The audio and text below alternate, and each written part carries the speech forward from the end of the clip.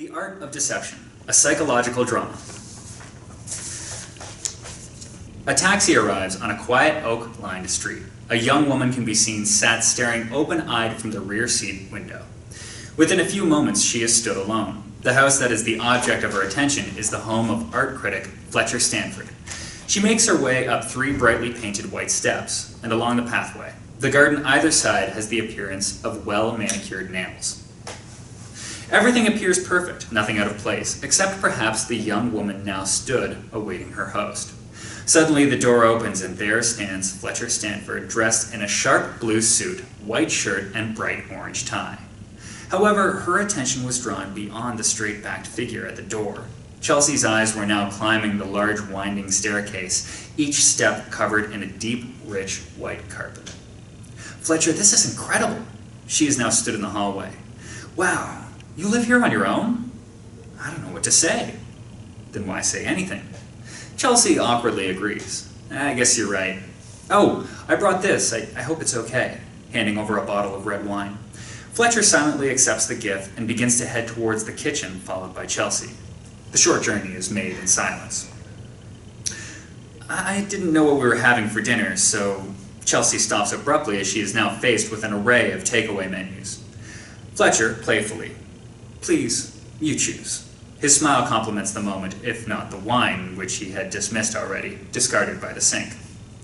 Fletcher continues, "I am unprecedented in my phone ordering technique. In fact, I am equally efficient in Indian, Chinese, Thai, Japanese, pretty much any menu you put before me."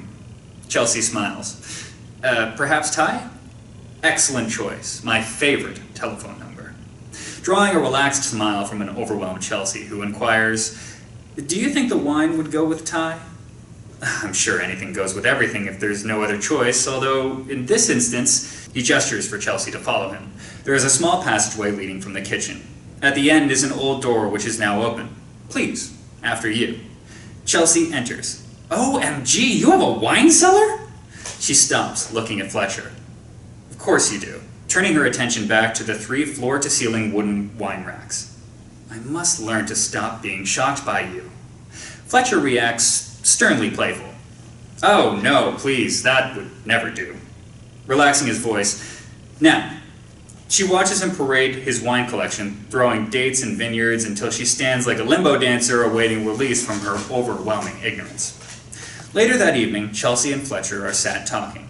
Fletcher dominates the conversation, relaxed in a red leather Chesterfield chair. "I was thinking about you today." "About what?" Chelsea is sat awkwardly perched on the edge of the sofa. Fletcher interrupts. "Please, if I may continue." Chelsea nervously acknowledges his request.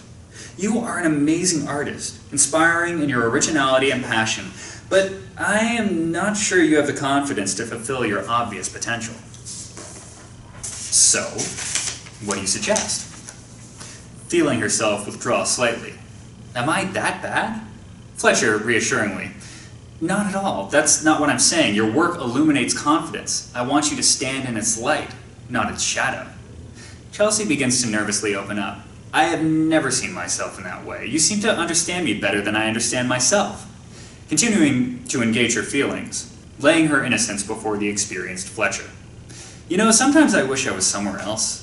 Fletcher interrupts again. "Or someone else, perhaps?" Again, she feels his intrusive nature. "Perhaps. I'm unsure." Fletcher continues, "We are often unaware of what we think and feel. It is lost in our subconscious mind. Then how do we truly know who we are?" "In truth, most people don't. The greatest crime is their unwillingness to find time to seek the answer." "So, where do you wish you were?" Chelsea stares at Fletcher. "This is strange." "In what way does it appear strange?" Chelsea pauses before answering. "It's just that I have never really known who I am. It is like I am trapped within myself." Fletcher cuts in. "And your art sets you free?" "Yes, but it is not just my art." She awaits Fletcher's intervention, only to find a wall of silence and his intense stare towards her. "I have this recurring vision of being free." "I'm listening." There is a moment's pause before Fletcher attempts to ease her reluctance. "Continue, please," encouraging Chelsea to reveal the vision. Chelsea slips back into the soft Italian sofa. There is another moment's pause as she appears to reach out in her mind beyond the uncomfortable moment. Her voice delicately begins to release each dust-laden word as though they are fragile artifacts being introduced back into the world. It is strange that I do not remember precisely when this vision first occurred, but stranger still is that I cannot recall a time that it did not appear to me. This vision of being free, it has always appeared to me through the doors of an old building, which has a look, smell, and atmosphere that is quite unique and unmatched in my life's experience. Each word is now a footstep as we walk through her experience. Once I have entered, it is there the feeling of freedom washes over me. The entrance hall is breathtaking in its size and appearance. There is a large, dark oak reception desk to the right. Behind it on the wall are a number of square wooden boxes, each with a key hook, and each box is numbered. Yet all of the keys are taken. Yet there is no sign of anyone around. As I make my way forward, there is a beautiful sense of silence interrupted only by the floorboards that creak slightly beneath the narrow, rich-colored carpet which adorn the polished floorboards leading to the birdcage elevator that sits centrally before me. It is the most magnificent sight I have ever witnessed. The elevator doors are always open, and I step from the thick carpet onto the wooden floor inside the cage. Yet there is no feeling of change beneath my feet, only a growing feeling of anticipation. Inside there is a line of buttons embedded into the wooden paneling to the right of the elevator door. Each button has a number on it, except, that is, for the one which is at the very top.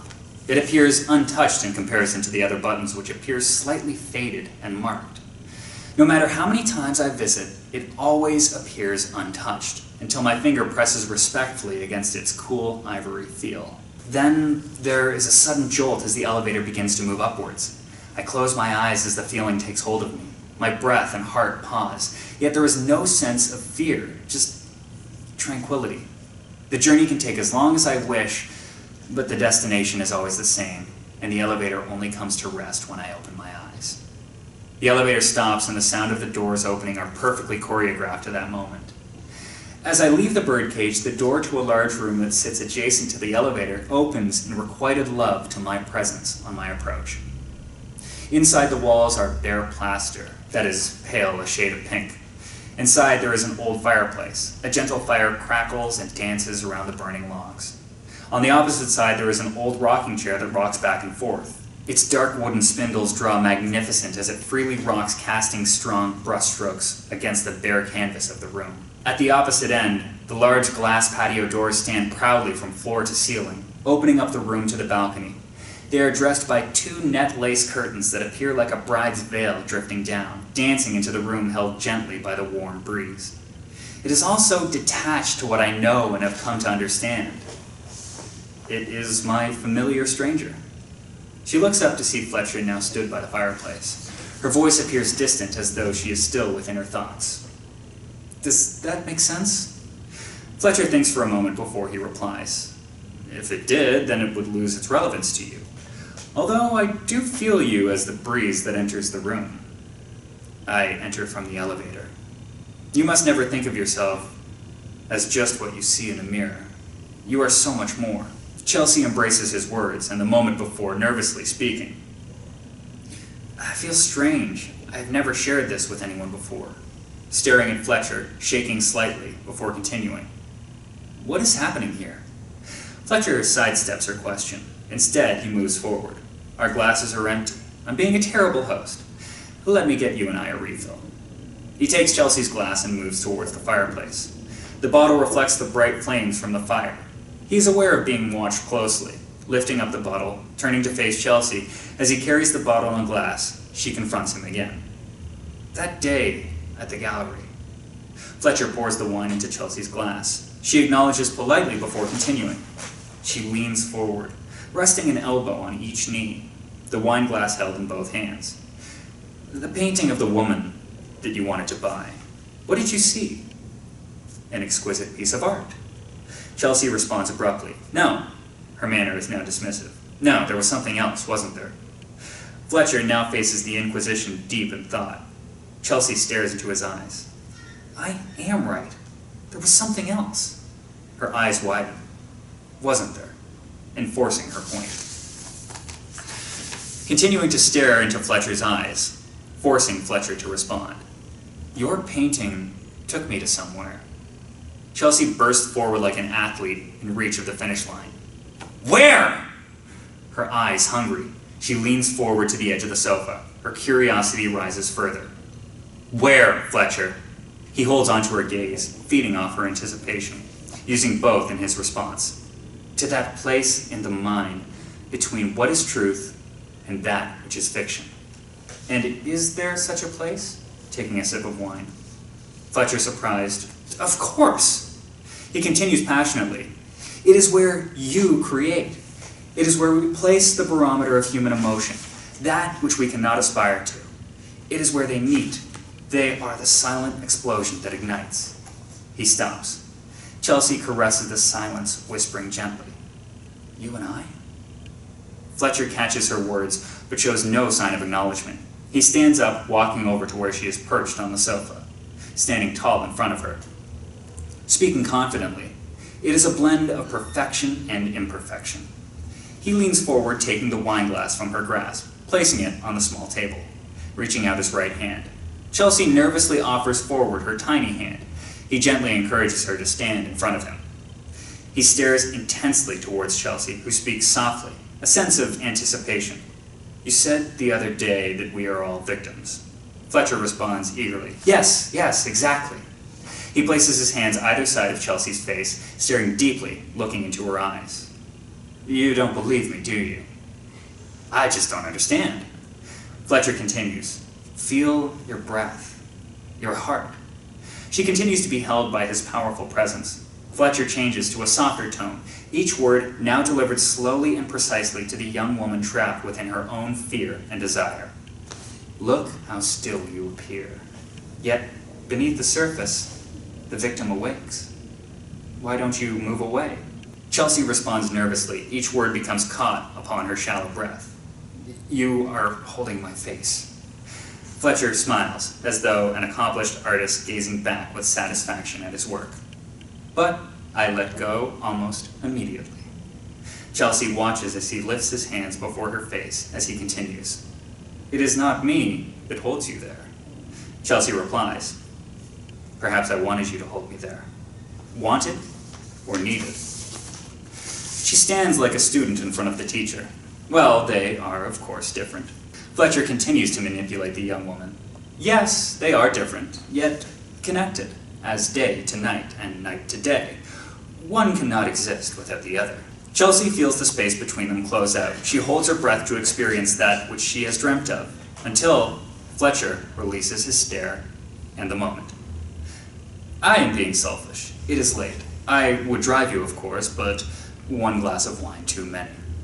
Chelsea offers forward an out-of-character response. I could stay. Whispering, I want to stay. Fletcher hears Chelsea, but again doesn't respond. Instead, he continues speaking in the same dismissive manner. What is the taxi number of the company that brought you here earlier this evening? Chelsea cannot hide her awkwardness or regret of being so open about her feelings. Soon they find themselves stood at the entrance to the house awaiting the taxi. Fletcher leans forward, kissing a confused Chelsea on the cheek. As he pulls away, he can see the hunger in Chelsea's eyes as she speaks. I had a wonderful evening. Fletcher responds, his voice warm and friendly, as did I. Perhaps we can repeat this again? Chelsea stares back towards the house. Me too. Fletcher watches her stare towards the upper tier of the house, and I hope you enjoy the opera. Is it Chloe who is accompanying you? She draws her attention back to Fletcher. No, it's Madeline, an old school friend. We are like sisters.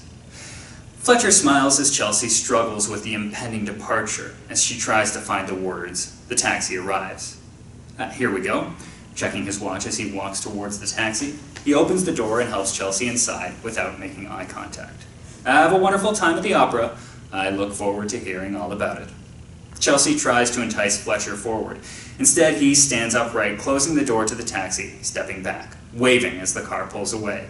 He quickly returns to the house as Chelsea looks back from the rear window. Fletcher returns to the house, standing in front of the mirror in the hallway, He opens the central drawer of an antique desk and takes out a different mobile phone to the one he used to order the meal earlier that evening. Hello, it is Fletcher. She will be at the opera tomorrow evening. Yes, she has just left. As we arranged, text, the show was perfect.